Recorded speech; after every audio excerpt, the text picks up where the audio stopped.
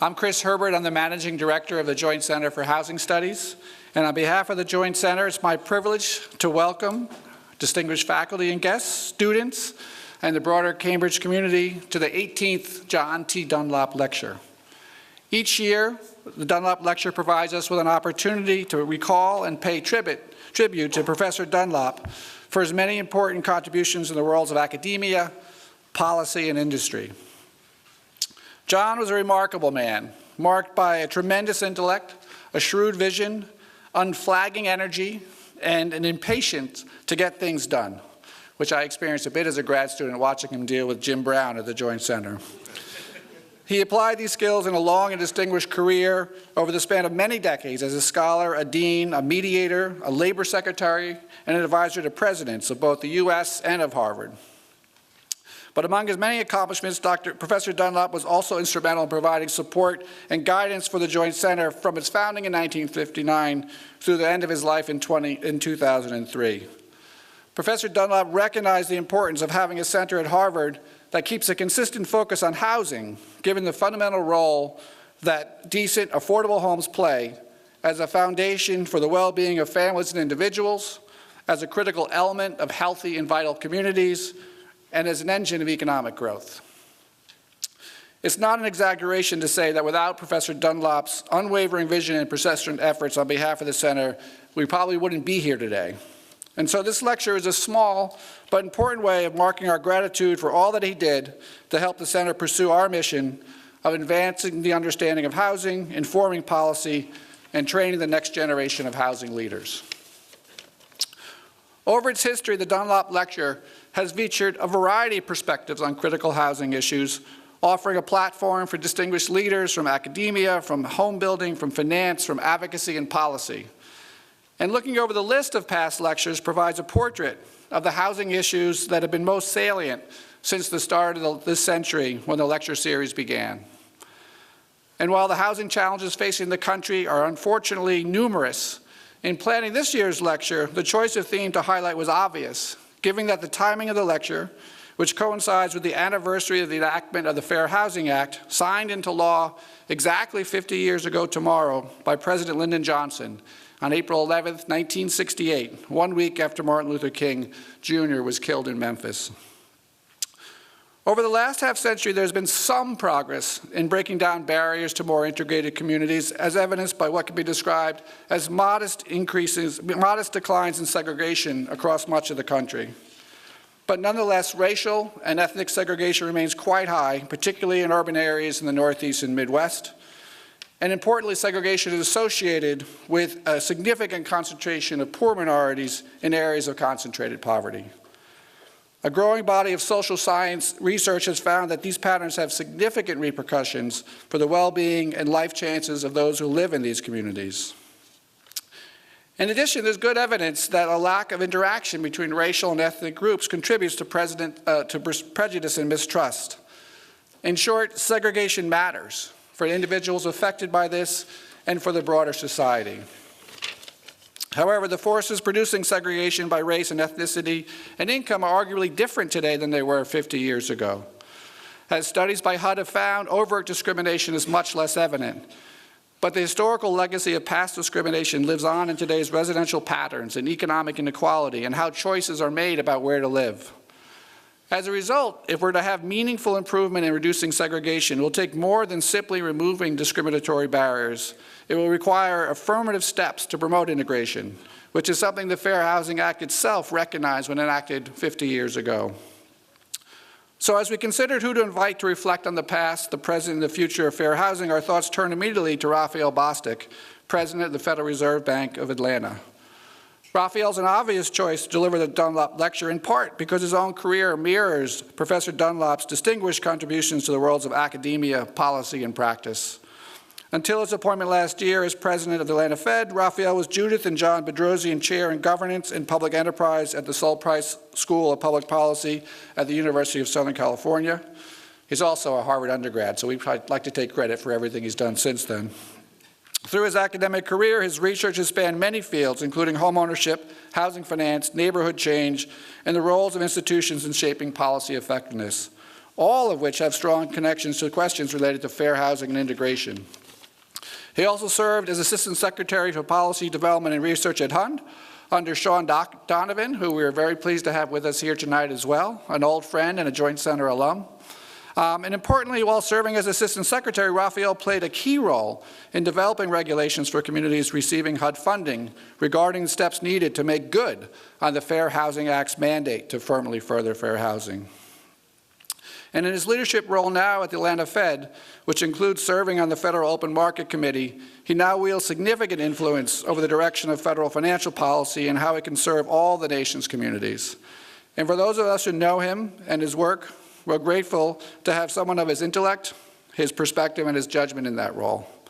There's no doubt that Professor Dunlop would have been tremendously gratified to have President Bostic delivering today's lecture to help remember his legacy and to speak to such an important policy issue. So it's with great honor and pleasure I introduce to you Raphael Bostic to deliver this year's lecture.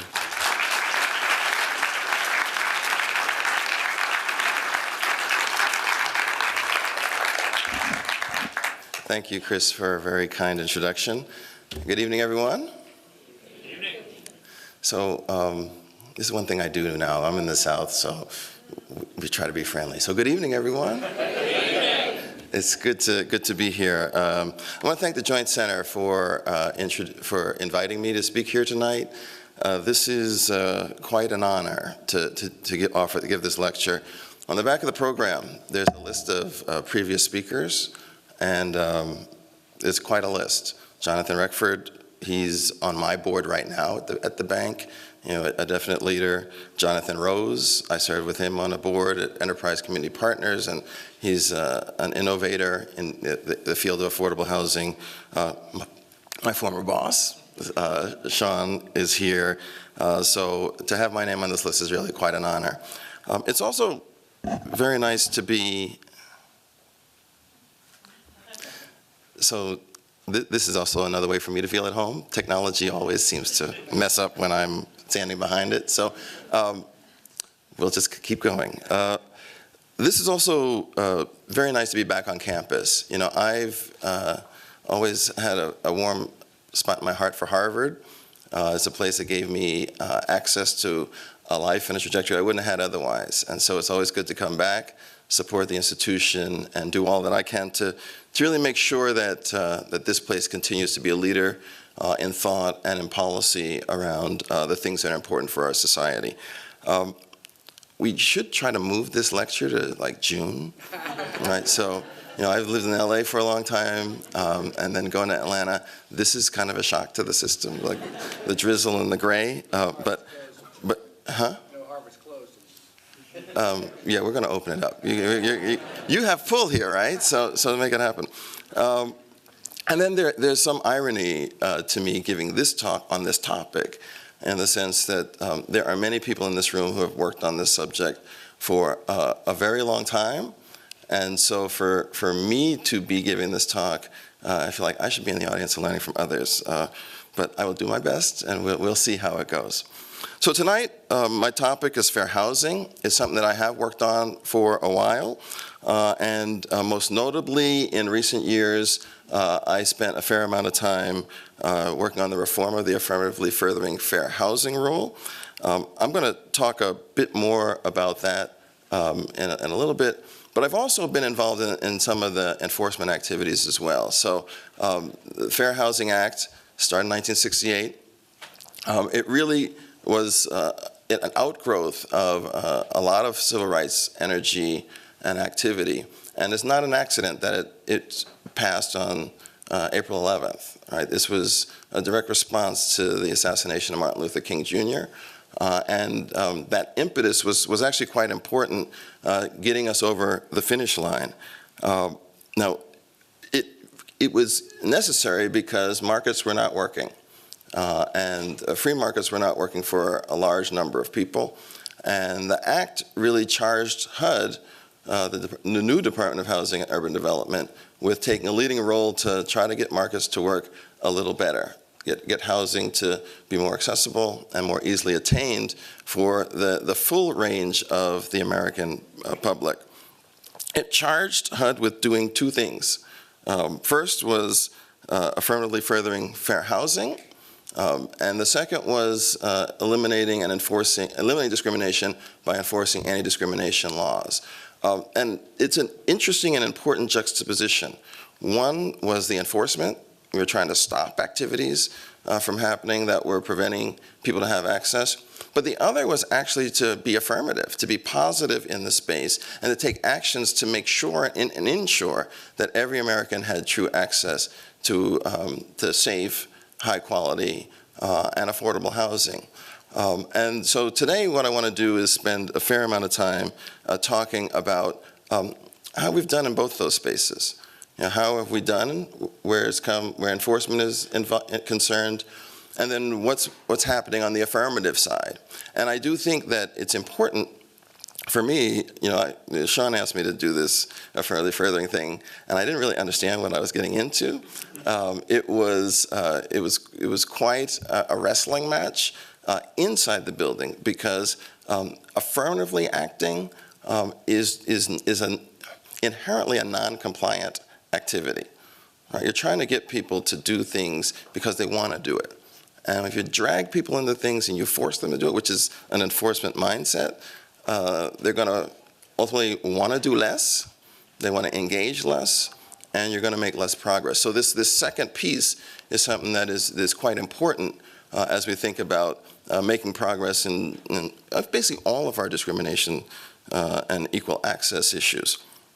All right, so I'm going to talk, hopefully not too long tonight, but I'm going to use as a foundation a number of things that came out of an article that I co-authored with Arthur Ackoline.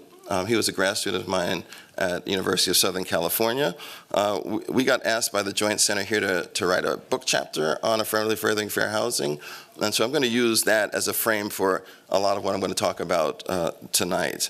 Now, when we wrote the chapter, it was really before the election, and so a lot has happened since then. And it's really allowed me to be able to step back and say, okay, there were a bunch of things in there that I thought we needed to pay attention to when we're thinking about what success would look like and whether we would achieve a success in the context of affirmatively furthering fair housing. But now we're in a really different place, and the pathways that might have seemed reasonable or even easy now seem quite challenging. And so I want us to think moving forward about what does that mean for us, and how should we move forward? All right, so that's the title. I think I was supposed to flip to that, but you had a nicer title than I did. So so this is actually an interesting day today, because I actually made the slides. And I'm kind of out of practice with that now. I have staff that does that. They do a great job. So this is decidedly low tech. I'm going to tell you right now. No movies, no nothing. There'll be a lot of words and a couple tables, and we'll kind of move through that. But what I wanted to do is just start with the close, right? And really give an overview of how I see things right now. Clearly, I just talked about what the Fair Housing Act is. And it has these two components. In terms of enforcement, what we've seen is enforcement has been consistently applied through the life of the Fair Housing Act. And some of that has happened by the government, and some of that has happened to the government by community groups and others who really challenge the government in saying that you're not taking enforcement seriously, you need to do better.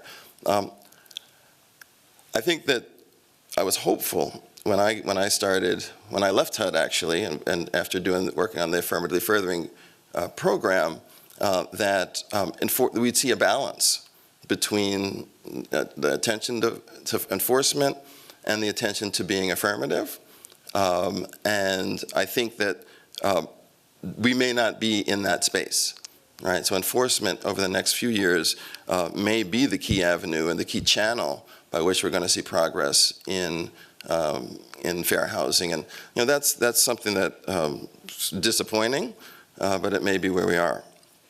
And then I feel like the reform that we did in terms of affirmatively furthering fair housing was actually quite promising. It was intellectually creative. It did a lot to try to build some buy-in and democratize the participation in the planning processes. And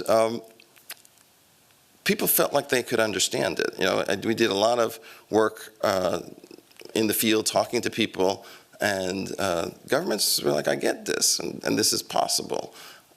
But now I think that there are real questions as to how much of this we're actually going to see in place moving forward, and how broadly should we expect to see the new regulations implemented. Now, on balance, you know, I try to be optimistic, so I know at these talks, if everyone left with a cloud, that wouldn't be so good. So, I really want people to leave thinking that there is a lot of positive that is possible and that we should expect to see in the next few years. And in part is because I think that one of the things that we worked towards very significantly is trying to broaden the notion of what fair housing is. And with that broadening, I think it increases the likelihood that there are new allies in the fair housing pursuit, and that the coalition to engage in this is actually going to be much more significant than it has been in the past.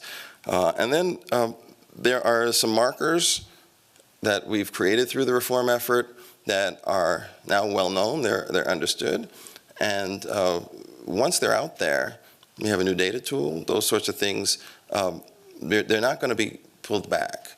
And so that will create opportunities for others to move forward, even if the federal government is not out in front as the champion. And so one of the punchlines, I think, for all of us in thinking about the era that we're currently in is that we may be back down to the grassroots.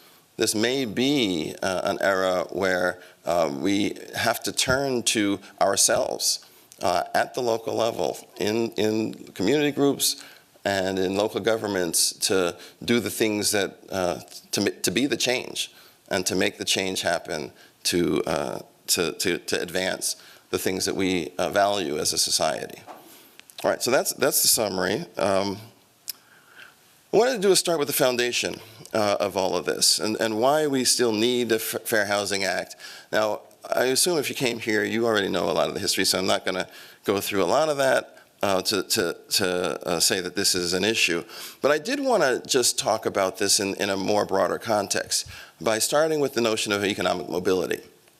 So economic mobility is the idea that if you're born in a certain station in life, through hard work and effort and building yourself up, you can get to a different station. Right? And this is something that I actually talk about a lot now as the president of the Atlanta Fed. I think it shocks people sometimes that I'm talking about economic mobility as an important aspect of what we do. But you know, one of our mandates is maximizing employment. And the definition of defining what that means depends on how many people are actually employable. And so to the extent that people are not employable, that there are barriers that are preventing them from achieving wages and the human capital development that is necessary, then our benchmark for what full employment looks like, our maximum employment, is lower than it should be. And so it's very important to me and to our institution that we reach out and engage and try to identify the barriers to maximize the number of employable people in the workplace. And helping, we don't always have the tools at the Fed, but we do have a podium to stand on and yell at from.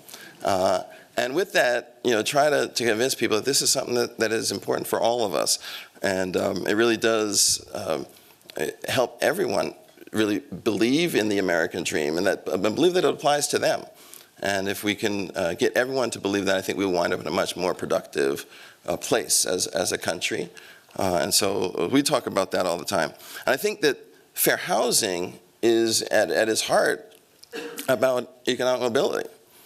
Because, you know, Sean often said, you know, housing determines so many things. Where your house is determines what school system you go to, what jobs are accessible, whether you can spend time out on the streets because they're safe or not safe. And if your house is not in a place where those amenities are positive, then your ability to have real economic mobility is limited and constrained pretty significantly. And that's segregation and discrimination, the things that the Fair Housing Act really tried to attack were constraints to prevent African Americans and people of other protected classes to be able to have housing in places where the foundational elements, the schools and the like, would give them true access to opportunity. Right, so there's a large literature on the history of discrimination in this country. If you saw the New York Times article or the editorial that came out on Sunday about institutionalized segregation, a lot of those policies were discriminatory policies explicitly, the racial covenants and the like. And the Mortgage Bankers Association actually, this is a funny place, I wouldn't have expected it actually. Dave Stevens doing some good things. Has a nice history of the origins of the Fair Housing Act and how it was a 40 and 50 year struggle to get to that, and that was quite important. I would say that I had the pleasure of overseeing the conduct of the decennial anti-discrimination study that HUD does as Assistant Secretary at Policy Development and Research, still trying to quantify and understand the ways that discrimination happens in housing markets so that we can then start to craft responses. And so there's still a lot of work to be done there, but there has also been quite a lot of progress because of the work that a lot of researchers have done and a lot of brave citizens to stand up and say that these things are not right. Segregation is also a major impediment, and I'm not going to say a lot more on this, except to say that segregation in and of itself would not be a problem if all the amenities that I've been talking about were evenly distributed across the population, because then the location of where you were would not matter. But as we all know, that's not really real. All right, and so to the extent that those things are not evenly distributed across our space, then place actually matters in a significant way. And then segregation becomes really the equivalent of limiting economic mobility, all right, and limiting people's ability to pursue the American dream. So when we think about fair housing, for me, it's not just the housing. It's actually the context in which that housing operates and is located. And so when we talk about fair housing, and this is what we did, and I think it was important, it's important to really spend a lot of time telling people and explaining why fair housing is important. And it's important for those economic mobility reasons. And to the extent that we are not seeing that economic mobility, that imposes costs for the families themselves, but ultimately it imposes costs for society. And in a world that is increasingly competitive, we should try to not have those costs to the extent that we possibly can. So everyone should leave here and start talking fair housing as an economic development issue and as a personal and community development issue, because ultimately that's what it is. All right, so with that commercial, and hopefully so I like to give homework in my talk, so that's part of your homework today, to go tell people, did you know fair housing is about economic development? So anyway, for the rest of the talk, what I'd like to do is really chronicle sort of where we've been in terms of fair housing and then where we're likely to go. And it's really going to focus on the two areas, affirmatively furthering fair housing and on the enforcement. Now, I'm going to start with affirmatively furthering fair housing. I spent a lot of time on this, and whenever I start writing on fair housing issues, I naturally gravitate to this because I got pulled in so deeply that it's hard to not start there. So when we think about affirmatively furthering, it was actually in the Act, And the first HUD Secretary, George Romney, tried to actually do it. And he tried to have communities be engaged in taking affirmative steps to reduce and eliminate segregation. The communities complained to the White House, and President Nixon told George to stop, and ultimately forced him out of office. Right? And so that was the first experience with affirmatively furthering fair housing. And so for years after that, HUD they tiptoed in the space, right? Because they knew that there were political issues, and it really did introduce this challenge between the federal government and local government, and who gets to decide sort of what happens at that local level.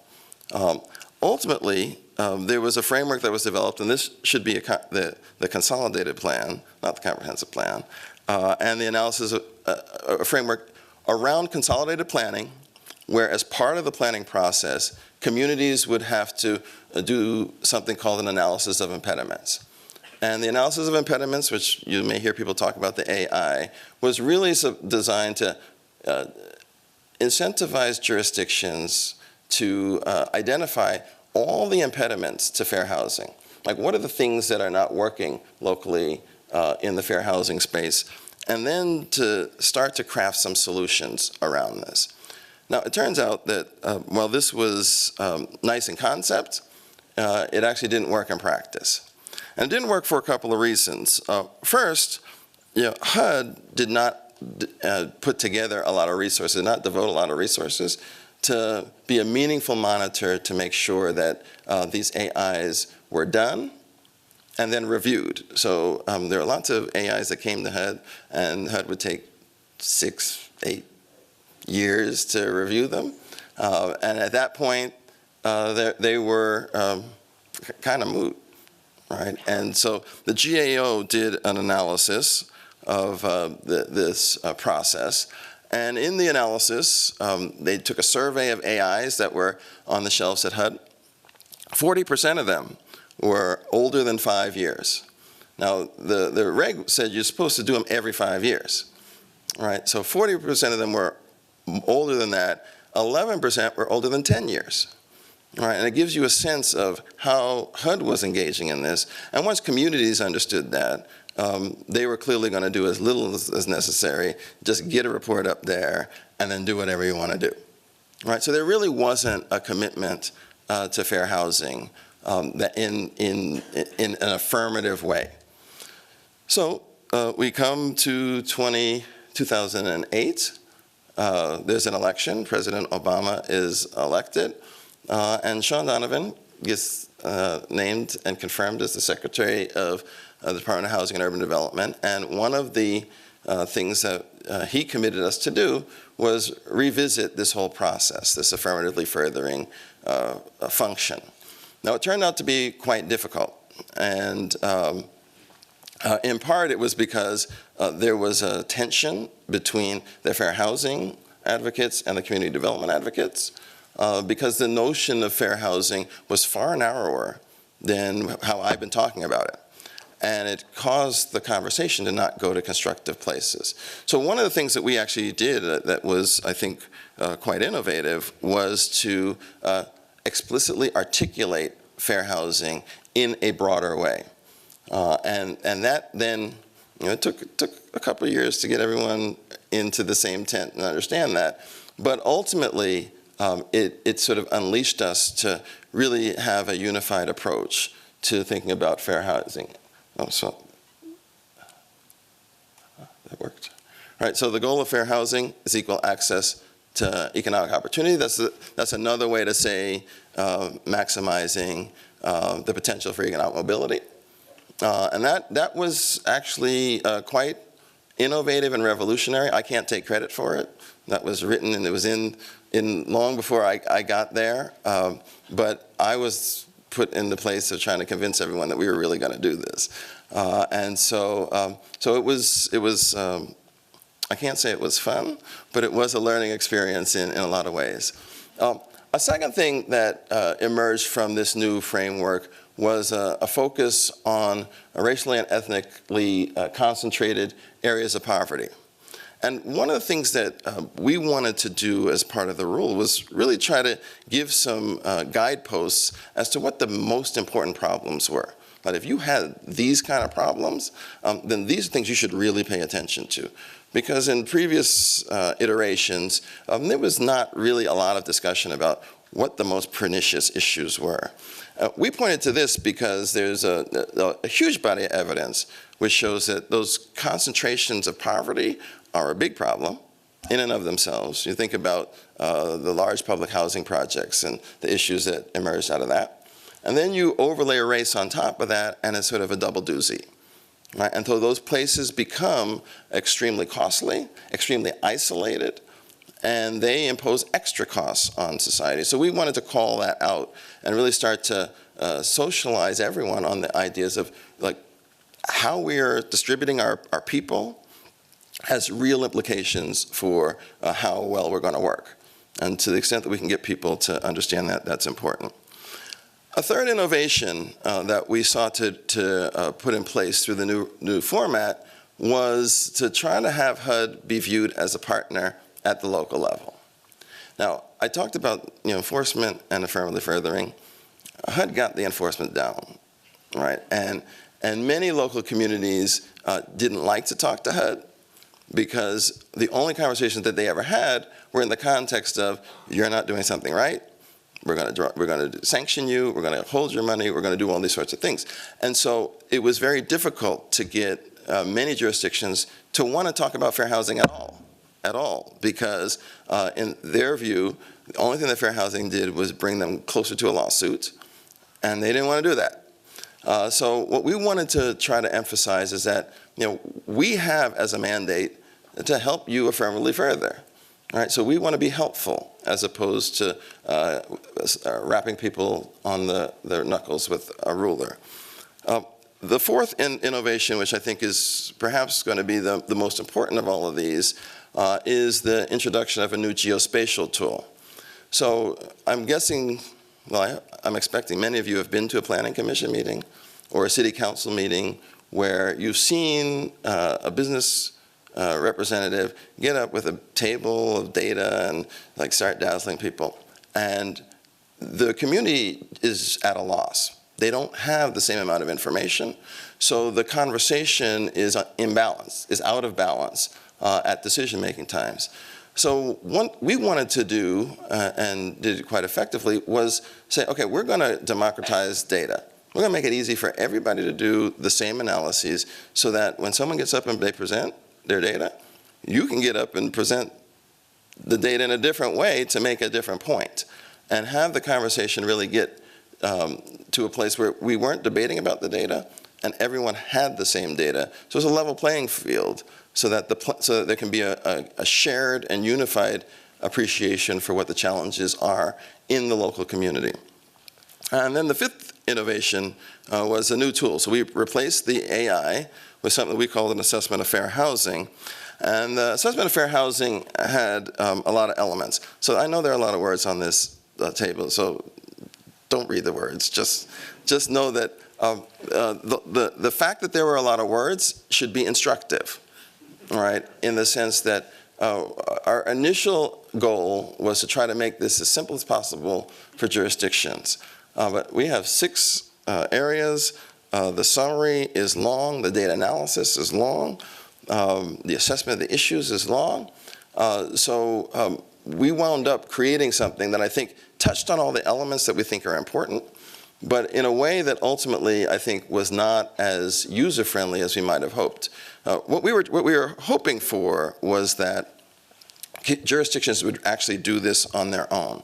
So in the AI world, what typically happened was your years came up, you had to do an AI, you put out a contract, you hired a consultant, they did the whole thing, they knew what the standard was, and they would come to the city council, maybe they'd read it, maybe they wouldn't read it, but they knew they had to get it in, so they got it in, right? And we wanted to change that. We wanted to have fair housing be something that was understood and embraced and wrestled with by all members of the community. So our goal was really to have a product that was easy to do, because that ease would then mean that people would not be afraid, they wouldn't be intimidated, and they could instead really go to the meetings and talk to people about things that are really important. All right, so that was the framework. That was sort of the innovation. Now, in our chapter, we talked about, well, what are the risks for this working? Right? And if this framework is going to work, what would we need to do to try to, what we need to see to have this work? And we identified 8 areas that would be important. I want to talk through the 8, and then I'll talk about how we're doing in each of these categories. So the first is that HUD must have sufficient capacity. All right, so in order to do this is actually a change in approach. We wanted to make HUD accountable to itself and to jurisdictions. All right, so that would mean that when the AFHs came in, they actually had to be read and reviewed. And a decision needed to be made in a fixed amount of time. So this wasn't hanging out there over the head of a jurisdiction. There needed to be opportunities for jurisdictions to ask questions and to talk with people and to bounce ideas off of them and to understand sort of what the department was thinking. And this was just going to change really in a fundamental way the allocation of resources inside HUD. And so HUD needed to make sure it had the capacity to deliver on all the demands that we were putting on it. The second is that HUD had to help increase local capacity. So in many local governments, they don't have a lot of extra resources. They're not in a position to take on a new responsibility. If we're serious about having them do it, we need to put resources in place to make it easy for them, right? And so HUD needed to do that. By either doing it themselves, developing courses, providing guidance, or hiring intermediaries to provide those services. The third is the principle of local primacy must be honored and respected. The one thing that jurisdictions worried about more than anything else in this framework was that the federal government was going to tell them what to do. Right? That no matter what they thought was a good idea, there was going to be some bureaucrat that was going to come into town and say, oh no, this is the right answer.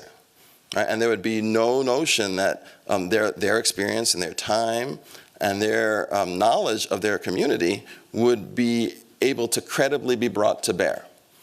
And so we told our staff repeatedly, if there is a plan and it's credible, and we can argue about whether it's credible or not, we're going with the plan.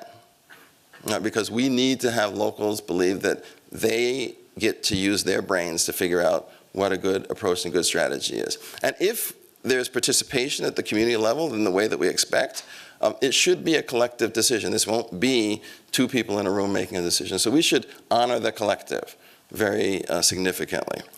The third is that if we're going to have the principle of local primacy, then the locals have got to really take it seriously and do it well. They've got to send their staff to meetings. They've got to have meetings with communities. They've got to produce the data and wrestle with it and work and really have good faith effort. And I will tell you that inside of the building when I was at HUD, this was one that HUD people had a big problem with. Right? They did not actually believe that most jurisdictions would put a good faith effort together. The way I describe this is there are really 3 types of jurisdictions, sort of notionally. There are the ones who are, the super achievers. They want to do everything great. So they're going to take this and they're going to do it excellently. Then there are going to be the folks that aren't going to do this under any circumstances. They don't believe in this, and they're going to say, I'm not going to advance fair housing because I'm against it. And then there's everyone else, the people in the middle who they don't feel that strongly about it, but they're not going to go right out in front of it. And the debate, and what we all have to ask ourselves is, what's the distribution of cities across those 3 categories? Is it that most are in the bad category? Is it most are in the good category? Is it most in the middle? And that, and your prior about what the distribution of communities is, has a real implication for how you want to design the regulation. Because you think everyone's a bad actor, then you want to be much more prescriptive. You want to be much more in an enforcement space to make people do things. But if you think everyone is in the good side, then you just need to be subjective and throw up some ideas, and they'll get it done.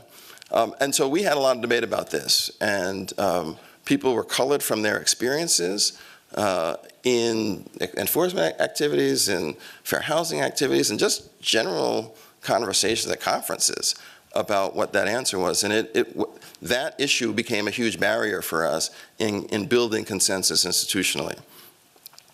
The fifth area is attention has to be regional, and we got to go beyond housing. So I talked a lot about the go beyond housing already.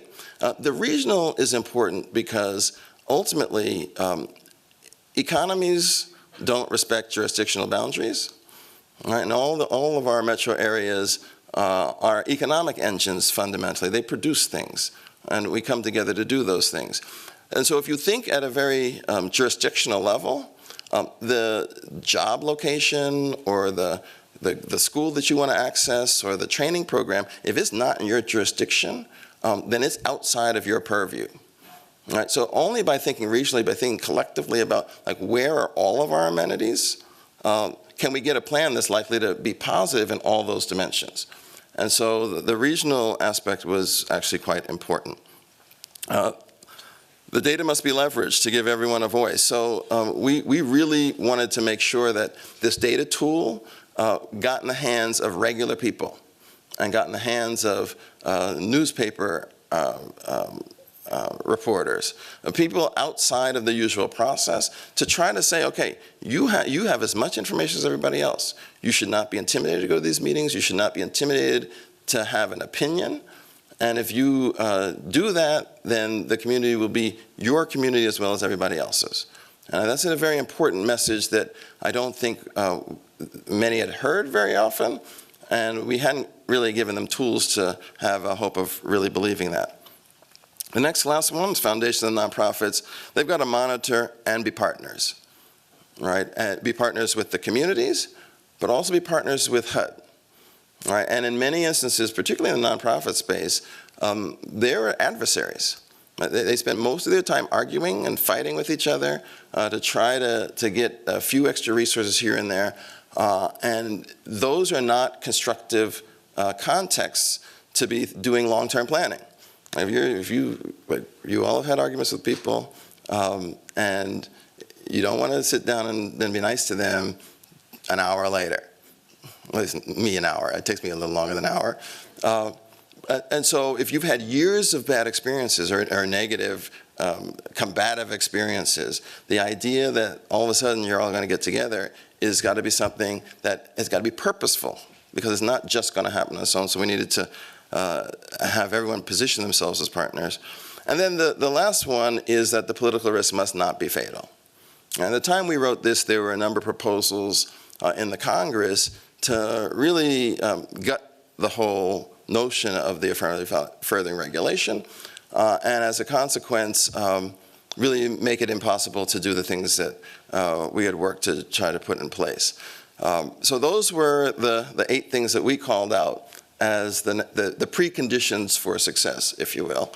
And so the question naturally is sort of, where are we today? And so I have my view, and I put those here. So the first is, I talked about HUD having sufficient capacity. HUD didn't add any capacity, and in fact, HUD went the other way and said, because we didn't add any capacity, we're going to waive everybody. So no one actually has to do the AFH. They can go back to the AI framework if they want. All right, so we didn't do very, very well here. In terms of the second, increasing local capacity, I think there has been progress here. In the appropriations for the department, HUD set aside a fair amount of money for third parties, enterprise community partners, Apton Associates, and others to be available to provide technical assistance and training for local governments. And some have actually taken advantage of it. And so I think there's progress here, and that knowledge that exists in the space will not go away. That expertise will be there, and so there's an opportunity for good things to happen there. In terms of principle of local primacy, There's been progress here as well, and I have to say I'm pleased to be able to say this. The locals, many locals actually stepped up with interesting ideas that may not have initially been viewed as in the purview of fair housing, really, and HUD let them go through, which was good. So example is Los Angeles. Part of the AFFH planning process resulted in a new understanding between the police and the transgender community and how they interact. There was creativity in terms of the LA Unified School District and their use of vacant land near high-performing schools. And these are all things that were not really being suggested in an old framework. So there was a lot of promise that emerged out of the experience. The locals must make a good faith effort. I think here there's been some progress. It's not as great as I would have hoped, in part, I think, because of HUD's issues. So many of the communities would ask HUD for technical assistance, and HUD was actually quite slow in making those resources available, such that by the time the resources came, the clock had ticked a lot. And so we were just in a rush to get something in, which means that the good faith effort that we had conceived of is really going to be cut short pretty considerably. But I think that can be remedied. In terms of the attention being regional, extending beyond housing, we saw a number of jurisdictions in the early rounds really embrace the regional notion. From Chicago to Denver to New York City, all of these places were places that really tried to think about this in a regional way, and I think they were getting it in a pretty significant way. Very much a significant amount of progress in terms of data leveraging. There is quite a lot of infrastructure that was put in place, and people made themselves use of it.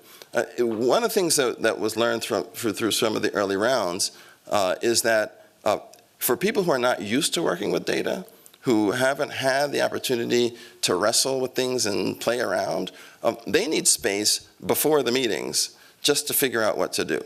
So creating opportunities, and this is a role for foundations, I think, to provide, is some safe time and space. They just come, wrestle with the data, and try to figure out what it means for themselves. And so by the time, if they can do that, when the meeting happens at the community level, they're in a position to be articulate about exactly what they think. And it should give more confidence that that voice will be taken seriously, and I think that's something that we should hope for.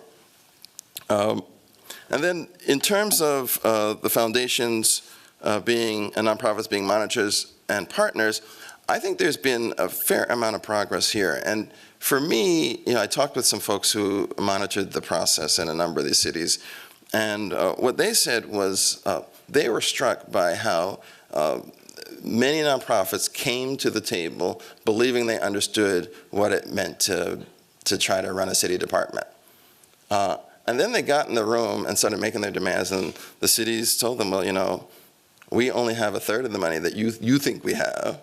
And those constraints then change sort of the calculus around what's possible, how do we do prioritization, how do we engage long run, and I think it brought the groups closer together, because in many instances I got a sense that, actually I experienced this, nonprofits would talk to me and say, you're just being difficult to be difficult.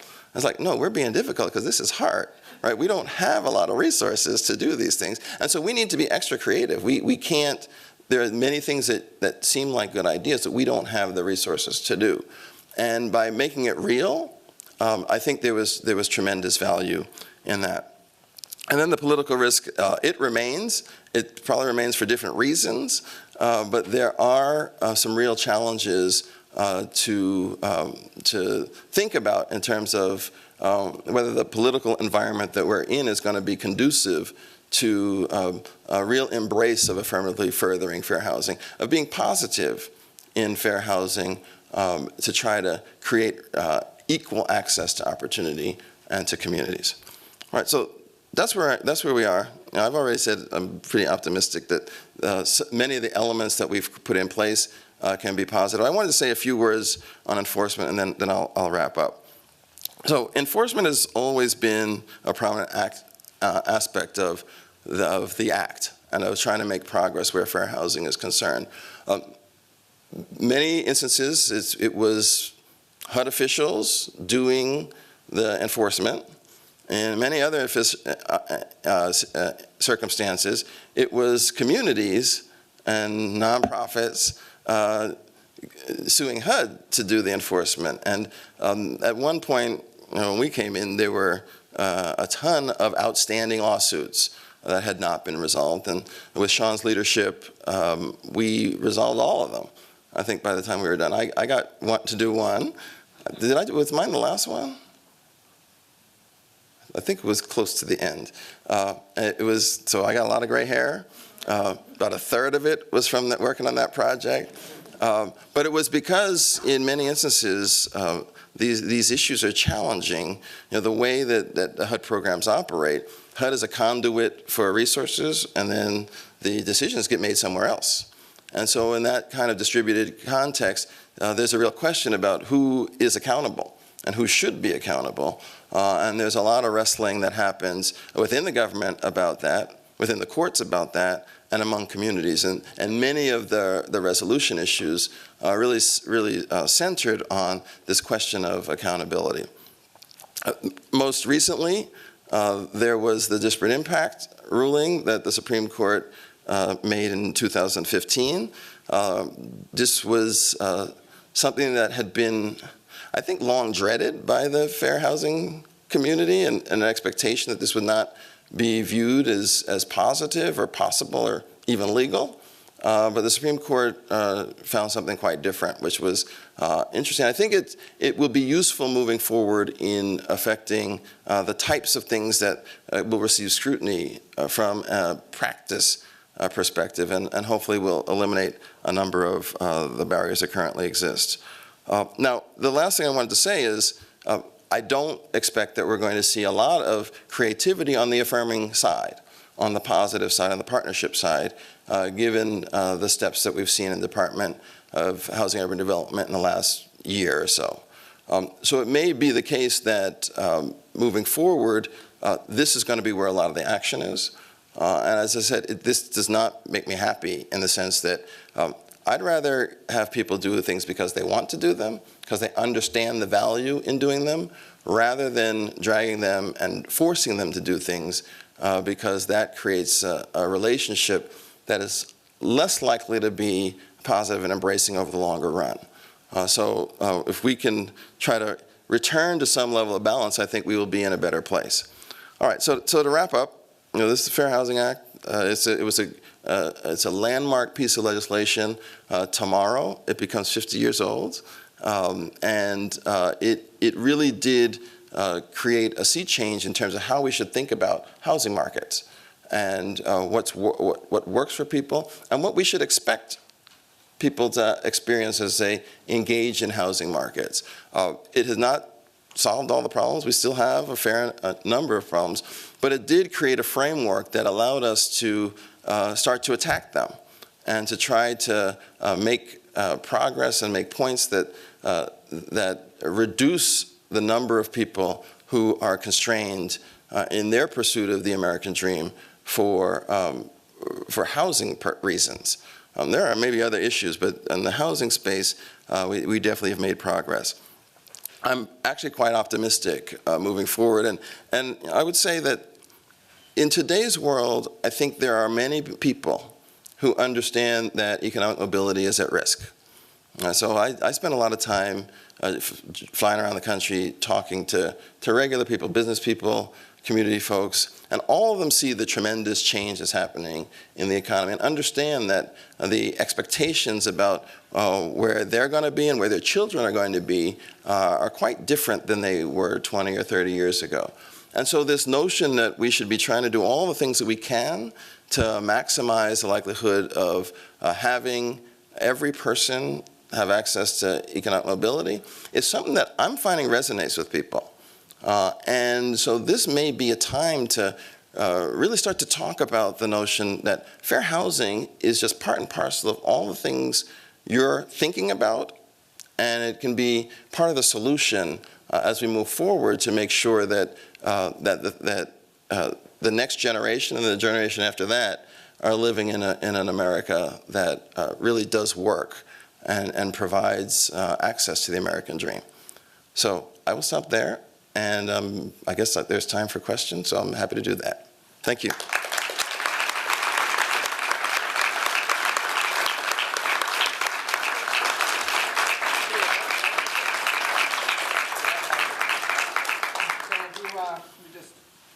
If you have a question, please identify yourself, and as David Luboff is wont to say, a question does end in a question mark. So, but raise your hand. We have microphones on the sides. There's a question over there, right behind you. Yeah, Bill Carlson, retired. I'm interested in how Dodd-Frank has affected the availability of funding for housing. So that's a complicated question.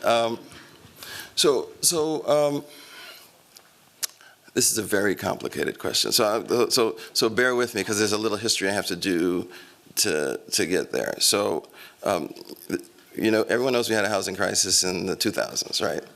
And that housing crisis had as its origins a lot of challenges in the flows of capital and credit, such that people were able to get access to a whole lot more capital in much more risky contexts than they probably should have been.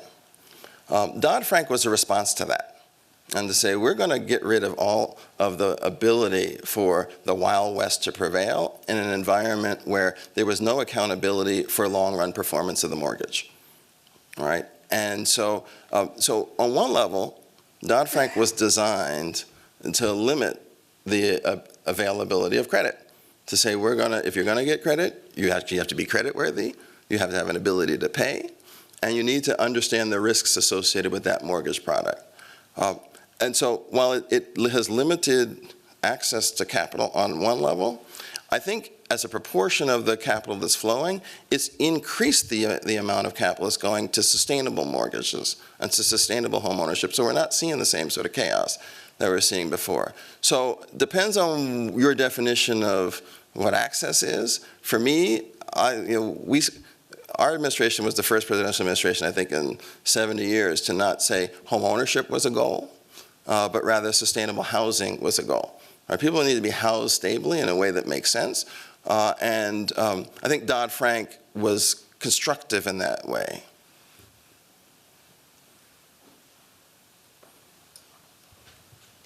Hi, I'm Aaliyah Bhatia. I'm a native Atlanta resident and Master in Public Policy student. My question is, for those of us who work in additional related areas like education, workforce development, politics, organizing, what are the things that we can do to be allies in those spaces for fair housing? So very good question, and I'm loving Atlanta, so I'll bring a hello back home for you. A lot of things. So one is just find out who your housing people are. Right? I've been amazed at, when I go to a city and, I'm sitting with housing people, like, do you know the transportation people?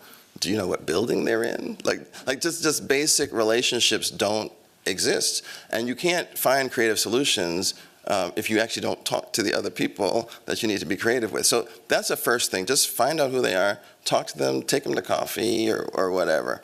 A second is to really be mindful of where assets are located, right? So to the extent that you're in education, like where are your flagship schools, where are your training programs, do you have after-school stuff, and are they close to the places of need in your community? And try to make sure that you understand the flows that go together. And then a third thing is talk to people in your community. Right? And really try to understand the things that they see as barriers and understand how people are actually living the community on a day-to-day basis. Because a lot of times, I'll have an idea of what a problem is, but I can be totally wrong. Right? Because I don't have the same appreciation as people who are trying to live with challenges that are unfamiliar to me. So talk to people, and that could give you directions on like who else you need to know. Is it the housing people? Is it the health people? Is it the transportation people? And the other thing, the fourth thing, I keep adding things now, is figure out who actually has money. Right? Because they're the folks you want to be friends with. And if you can do that and convince them that they have an interest in working with you to advance things, then you now have a partner with resources that can help you craft things. Sometimes it's foundations, but you can look at hospitals, you can look at the transportation money. There's a lot of transportation money. So thinking about like who your allies should be is something that's quite important. Please identify yourselves. Yeah, I'm George McCarthy from the Lincoln Institute of Land Policy. So Raphael, the way you set this up was that fair housing was a response to a systemic problem in the housing market. The market actually wasn't working. And the problem with the kind of enforcement we're doing, litigation as enforcement, is that litigation in kind of piecemeal fashion doesn't lead to a systemic response to a systemic problem. And I'm wondering, why is it the way we do litigation doesn't lead to some signature precedent-setting case that then fuels a movement, something like Brown versus Board, or something like, I don't know, some major case that says, now we empower everybody to go out and make some kind of meaningful challenge that then leads to a systemic response? So that's a good question. I think this is complicated. And it has to do with the will to enforce. So, you guys should read the MBA thing. It was actually quite interesting as they chronicle the evolution of the anti-discrimination laws in housing. The first anti-discrimination law in housing was passed in the 40s, right? But the will to enforce wasn't there to make it clear that every person needed to do this. If you're a landlord, you need to do this.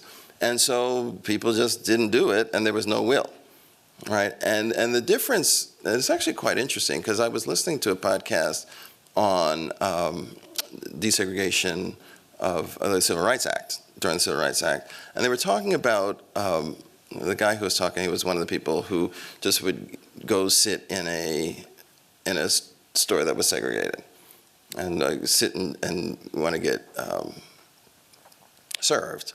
And they wouldn't serve him, and then the police would come and they'd walk him out. And then when the Civil Rights Act passed, they came right back to the same store, sat down there, and they served them. And it was actually quite interesting, and so there was a psychology around this. When they actually talked to the store owner. I think this was maybe an NPR thing. I don't know if anyone else has heard this. And the store owner said, we think discrimination is horrible. The store owner said this, but we would have kept discriminating because that's just what we did. And we didn't want any people to tell us what to do. Right, and so this is very complicated, and it's embedded in psychology and sociology and tribalism, and it requires, I think, a deep, sustained engagement and enough social profile. So we don't have in housing the equivalent of Selma. We don't have that visual thing that links every person in the room and says, oh, this is really bad. Right, and until we get that, but I'm hopeful we don't have to get that. This is why the affirmatively furthering stuff is stuff that I'm super hopeful about. For those of you who are doing research, any research you can do to show that diverse places do better, they're more resilient, or they grow faster, all those sorts of things, that is incredibly powerful and be incredibly helpful. Now, we may not report your paper directly. We may fold it into a narrative. But that's the type of information that we need to get to, so people understand that by doing this, their interests are advanced. And if that becomes the general mindset, I think we can get to a more positive place. But it's a very hard issue. Hi there. My name is John Griffith. I most recently was at Enterprise Community Partners. It's good to see you again. I know who you are, yes. Now at the Kennedy School. So you rightly said that the big issue in fair housing is connecting folks to areas with good schools and other opportunities. And there's two sides to that, obviously. There's getting people to the neighborhoods that always have that, and then there's making the investments into the neighborhoods that don't have that and making sure that they're not abandoned. I'm wondering whether either in your time at the Fed or in your time earlier, whether you've seen examples of cities that are doing the latter well, and whether you see any opportunities on the horizons, either through opportunity zones or other kind of federal issues, to help make sure that we're not abandoning neighborhoods of concentrated poverty that have a deep history of disinvestment. So that's a very good question, and I'll answer it with a story to start. So I was doing this AFFH work, that's what we call affirmative furthering, and we started going around the cities. I would do little road tours, road shows to see if the cities were okay with what we were proposing, and at a couple of the cities, they were medium-sized, it wasn't New York or Chicago. They said, we'd actually really like to do this, but we have no idea what success looks like. Can you tell us or show us a city that actually does it? And I didn't have a city on my mind at the time, so I was like, no, but I'll get back to you. And then I started going around and talking to advocates and community folks, and no one had that canon of places that was the success. And it was kind of shocking. And to me, it sort of made me say, well, it's kind of almost not fair that we're asking people to do things that are under-resourced, and we're not giving them any hints as to what a successful strategy might look like. So we actually started a project when I left to try to do this. Now we picked 3 cities, Portland, Seattle, and San Diego. And we are now going through and looking at a number of the projects and efforts that have happened in those places to see if any of them actually should make the list. Our report is due in May, so we should have some answers then. But it is actually an incredibly important question that should be on all of our minds. Like, where is that success? Because it's not something that's in the collective psyche. So without that, we got a bunch of people who are like walking in the dark. Right? They're trying to feel around and figure out things, and we need to do better to help that succeed. In terms of policy, we'll see how it plays out. Things like opportunity zones, we've tried those in the past. They have not been transformative in almost all instances. So, I'm happy to be optimistic, but I think we need to also be very thoughtful about are we seeing success anywhere? And if so, how many people are we telling about it to get that word out? Because that's very sorely needed.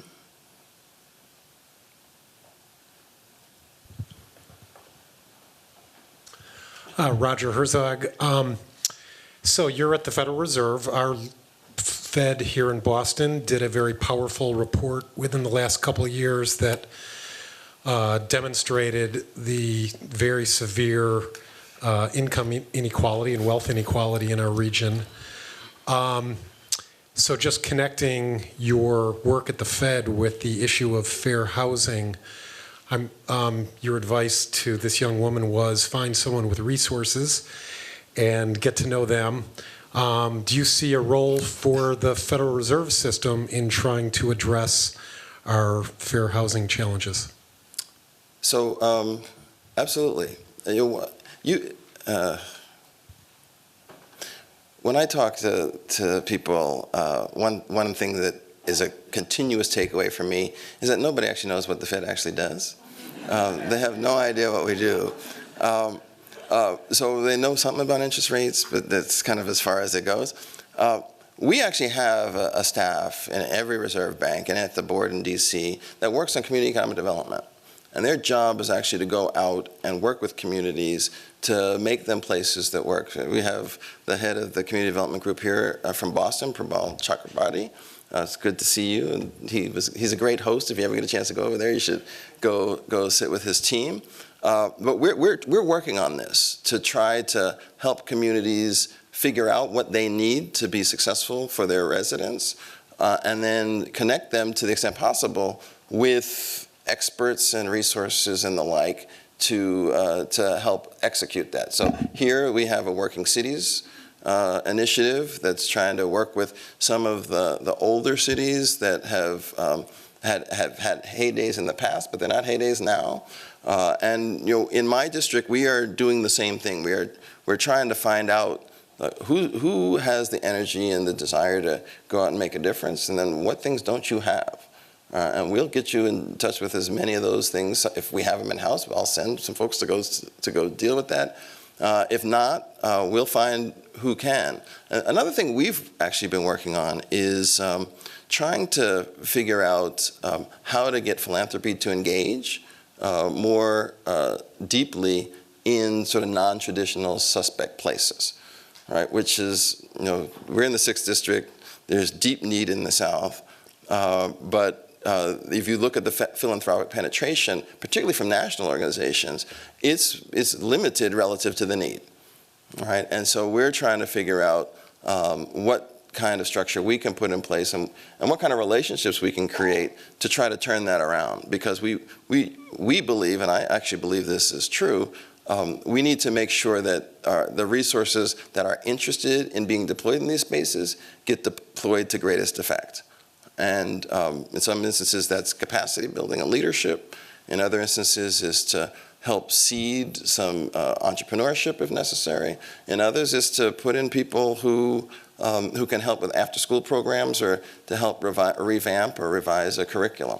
Right? We're agnostic as to what we're willing to help facilitate, but we're there to do it. So you and everyone in this room and everyone who's listening, if you should feel free to ask the Fed things, ask us to help, and I'm pretty confident we'll be there and we'll do it. So Raphael, we got. I think you got to take that one. And I'm sorry, Chris. Sorry, Chris, but I'm going to not follow instructions here, and I'm going to end my first sentence without a question mark. Then I'm going to have a question. But I just want to say in front of everybody here, Raphael, congratulations for the incredible work you did on this at HUD. For those who don't understand, this wasn't going to get done until Raphael got involved. The Assistant Secretary for Policy Development and Research doesn't do fair housing, but Raphael did. And I think the commitment you hear in everything he's talked about to what I would describe as truly democratic process of getting everyone around the table, listening to them, and getting them to a place none of them thought they could get to, that's what Raphael did, and that's why we have, at least tenuously and affirmatively furthering fair housing regulation. So thank you for doing that. Thank you.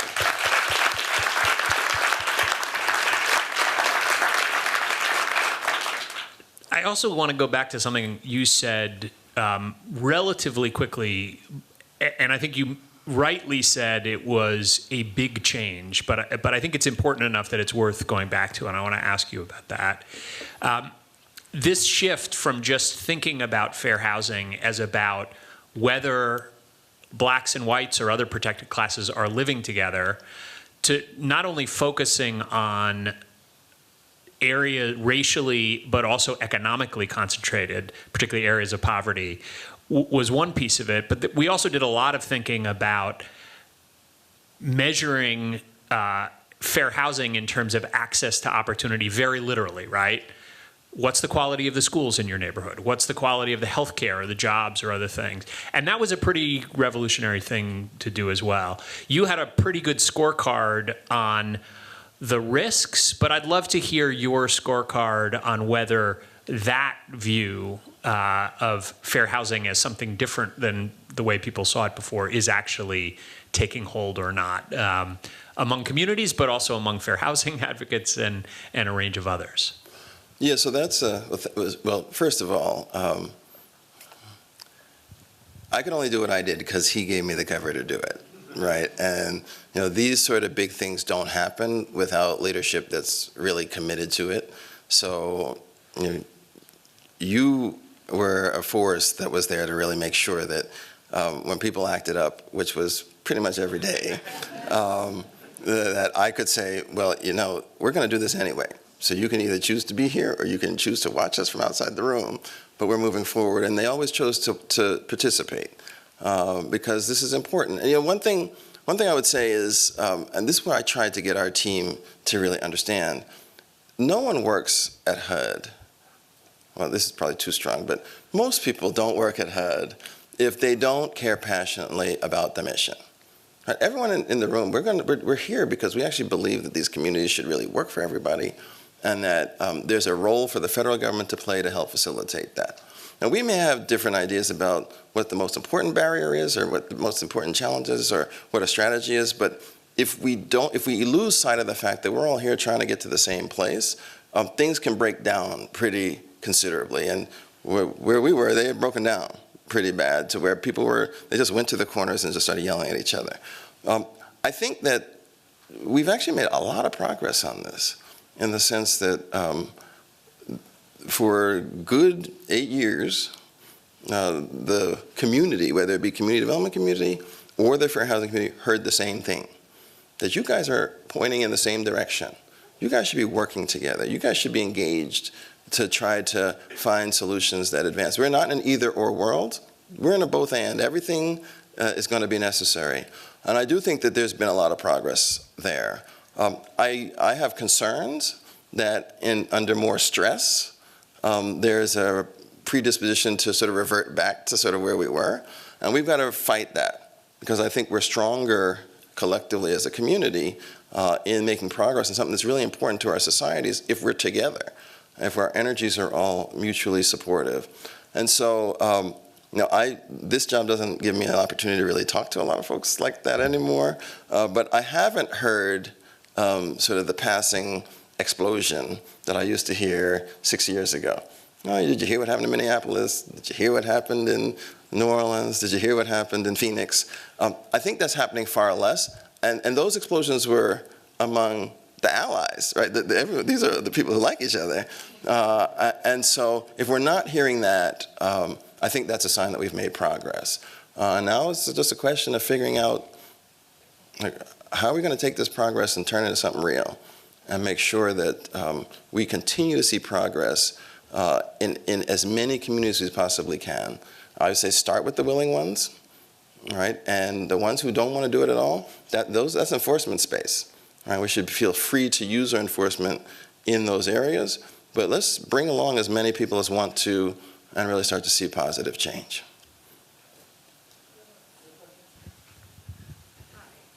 I don't like following Sean Donovan. Excuse me. I'm Megan Sandel from Boston Medical Center. So my question is about Community Reinvestment Act, and whether or not there are ways in which to push that envelope and perhaps bring in new sectors like hospitals and healthcare to invest, and whether or not you would ever envision ways in which Community Reinvestment Act regulations could encourage that collaboration and alignment and be able to bring new actors and new capital into this space.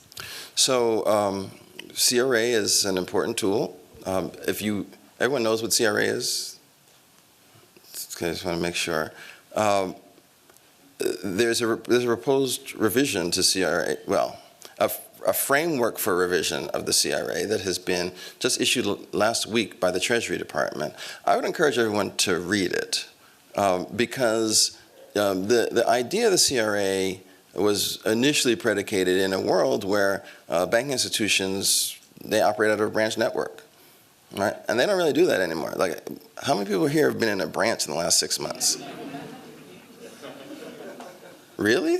Like I know even the 10% is surprising. And so in a world where branches have become far less significant, having the requirements to engage with community based on that just seems misplaced, right? So we need to be rethinking what it means for a bank to have a community, and how should they think about serving the broad range of that community. The other thing I would say is, just like I think fair housing is about broader economic development, the CRA is as well, right? And so I think we need to be creative about, in our thinking about what kind of activities are actually advancing functional communities that provide real opportunities for their residents. And it's my sense that the set of activities that has counted to date is narrower than the set of activities that should count. And now, if hospitals are a tremendous engine of a potential engine for employment and for economic development and as an anchor for communities. We should think about ways that we can help hospitals be a part of the solution on this. And so I'm open. These issues and these processes can be difficult and can trigger a fair amount of wrestling. But I think that this is another one where I think we should try to be thoughtful about those situations where we're all pointing in the same direction. And it's really just about the details as opposed to those issues where we may not be pointing in the same direction. Then we have to have a different kind of conversation. But I think, I talked to the Treasury folks as they were putting this together, and the fundamental things about the world has changed, so the regulations should change. I think that's right. And so, now with all these regs, the devil's in the detail. But I think we all should try to work together and be a voice of, like how much of this needs to be included to really show a lot of progress. Unfortunately, I think we're going to have to call it there. Raphael, I want to thank you in part for making sure you brought to us a note of optimism. Many of you have heard me say this before. We're often called the Joint Center for Gloom and Doom because what we do is call attention to the problems that we face, and many of which have been intractable. And I think this certainly is one that would be up there in terms of intractable problems. But I think there is reason for optimism. And I think one of the reasons for optimism is that when we make progress, there may be some retreat, but a lot of that ground is held. And I think that there's affirmatively furthering fair housing is progress. And while we're maybe in a little retreat now, there's a basis there for, I think, a process that's really valuable. And I think, Mac talked about enforcement. I think the piece of this that really strikes me is the community engagement. And and you said this, is that if we're going to have change, it can't necessarily just be forced in from outside. It's got to come from within. I do think there's reasons to think that there is motivation. People do want to further these issues of integration, and I think having the data, the analysis, and the process, and CRA is a good lesson here, because I think the reason why CRA has been effective is because of that community engagement. You have to have data, data and information that can be the kind of sunlight you need, but that community engagement is important. So that's just my little. I guess I didn't end in a question either, but. But you're the host. You don't have to. Before you say goodbye to everyone, all right. Do follow me on Twitter. So I'm trying to get I'm starting a competition among all the bank presidents about who has the most followers. I'm behind right now, so get on there because we're doing some great things, and I've really enjoyed this. So thank you all for coming out. The last thing I want to say is. When I have people like Raphael standing up here, I have to remind myself that he's the president of a Federal Reserve Bank, in part because you're knowledgeable, you're thoughtful, and you're very broad-ranging in terms of what you know and what you bring to this. I had the same feeling when Sean Donovan was HUD secretary. I'm just so grateful that to have you in this position of really significant power and influence, given what you bring to it. So thank you for your public service, and thank you for being with us here tonight. Thank you.